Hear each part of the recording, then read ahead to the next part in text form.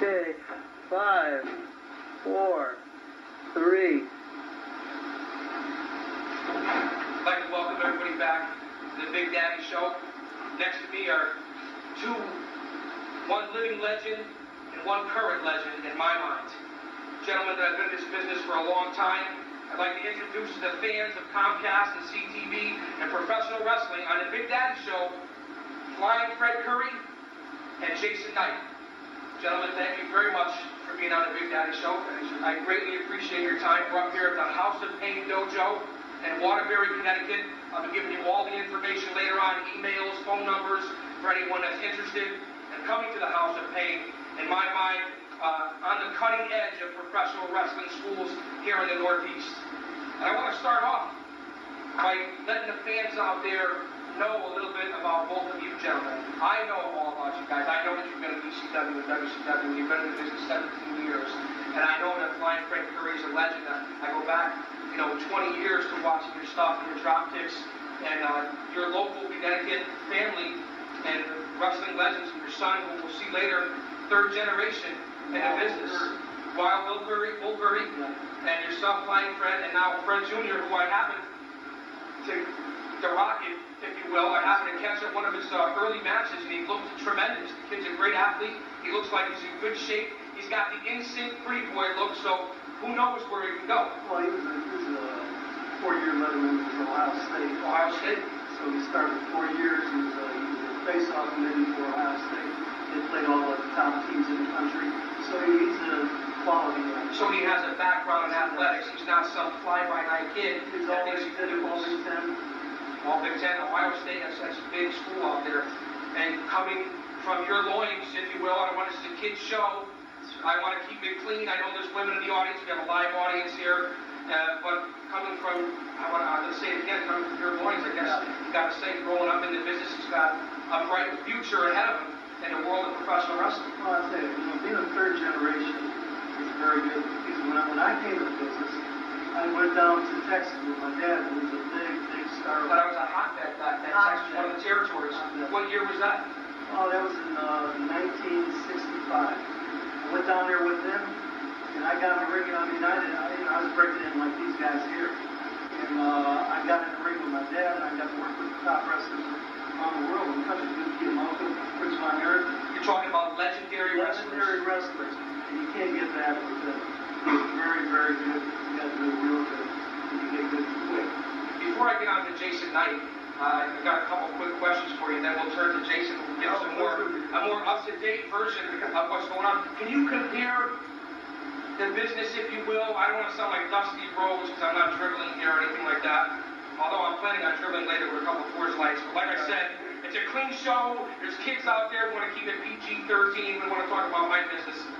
But if you can compare your era to this era, if it's even comparable in the products and the storylines, tell the fans out here on the Big Daddy Show, we're here for your experience, and people can learn from a legend like yourself. Well, when I started, we had territories. Now you got 3 big leagues. But then you go to the Texas territory, you go to San Francisco, you go to LA territory, Detroit. You had a lot of territories to pick from. So, it wasn't condensed like this now. Lou Thed's one of the great champions. Absolutely. I'm sure everybody remembers, or you remember. Absolutely. He told me, he said, now, Freddie, we're in television. We're here for television, and we're still in wrestling, but television is very, very important. So nowadays, you have what is very important is schools like Jason here. It's a very, very important stepping stone. Get these guys. A lot of people don't realize that. A lot of the people in these backyard wrestling federations and people that are green in the business, they don't go to reputable schools. They don't get the official training. They think that you can just walk into the ring. And I would read on the internet and observer letters and stuff like that, that there's guys out there and the independents getting killed in the ring almost on a monthly basis because they don't have the proper training and they don't know what the hell they're doing, frankly. Jason, he's been there and done that. So he knows what it takes to make some money in this business. And he knows how to train these guys properly. Very, very important that you get the proper training. And this way, that's the only way you're going to make it. So the best thing you do is Jason Knight reputable, on-top type guy like he is. You go into his school, and that's your only shot. There's not too many reputable schools. No. They're popping up all over the country. Everybody's got a camp. Every independent promotion that opens up has their own school, and they use their own workers. And to me, that's not the right way to go. You have to affiliate yourself with people that are in the business, that are top-notch, that have experience. Because no matter what anyone says in this business, nothing makes up for experience. And what you're going to learn in school, you'll learn twice as much once you get to the ring. It's on-the-job training, too. I feel like Dory Funk Jr., Jason Knight have the two top schools in the country. The Funky Dojo, yes, Dory Funk has a school. There's a few others out there that's slippy right now, but I know there's a bunch of camps that are opened up. And I think a lot of people are wasting their money. You can't go wrong here. Compare your era to this era if you can for the fans out there, because nowadays they don't know the territories back then, St. Louis and Louisiana and Texas, all the territories that you brought up. The fans now, they know WWF, they know WCW, they know The Rock or Stone Cold, they don't know anything else. They don't realize that what we have sitting here in this room is the backbone of this business and the future stars of this business.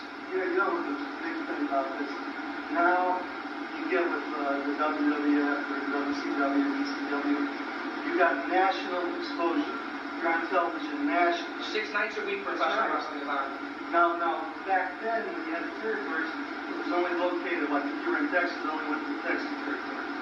Now And the workers stayed in their territory. That's right. Am I right? And maybe the champion of the big group would come through like Ric Flair used to do. You'd have to defend your title in that territory. But most of the workers, there were local guys who stayed in their own territories, and now there's no territories. Who would have ever thought you would have saw WWF working down in Atlanta or WCW doing shows in New York? I mean, 10 years ago, 15, 20 years ago, 25 years ago, that was unheard of. Unheard of. Well, you could be wrestling right here.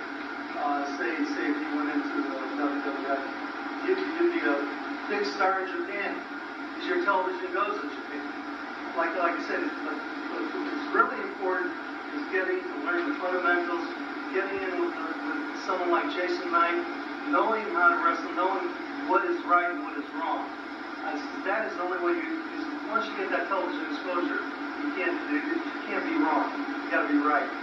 So if you come to his camp, they'll teach you the right way, and you got a shot to make it to the top.